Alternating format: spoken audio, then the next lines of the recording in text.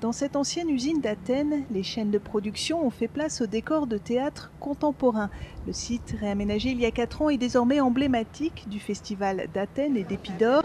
Et malgré la crise et une baisse de 25% du budget cette année, le public est au rendez-vous.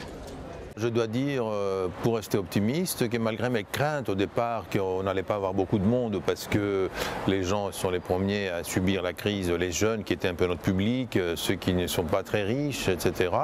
Mais je dois dire que c'est assez surprenant puisque les spectacles sont pratiquement tous sold out.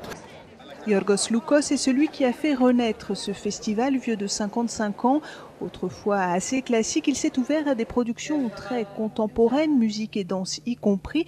Certaines figures de l'avant-garde européenne sont devenues des habitués. Pour un artiste, travailler ici est assez agréable parce qu'ils sont encore très ouverts et pas blasés parce qu'ils ont vu ces 20 ou 30 dernières années. C'est un jeune public très avide, frais, curieux. C'est ça que j'aime tant ici.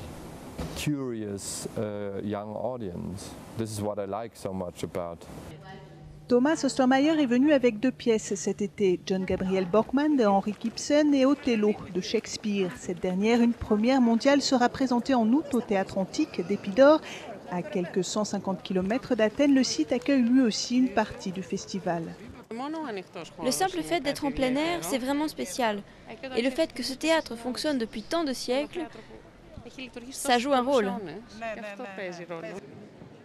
Ce jour-là, une pièce d'Aristophane est au programme. Se produire dans ce théâtre à l'acoustique exceptionnelle, c'est un peu comme une consécration pour les artistes.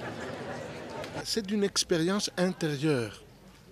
La première fois, j'avais l'impression que le théâtre rit avec le spectateur.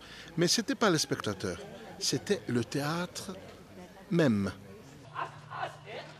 Et ce théâtre n'a pas fini de fasciner. Aujourd'hui, près de 250 000 visiteurs se pressent au Festival d'Athènes et d'Épidore.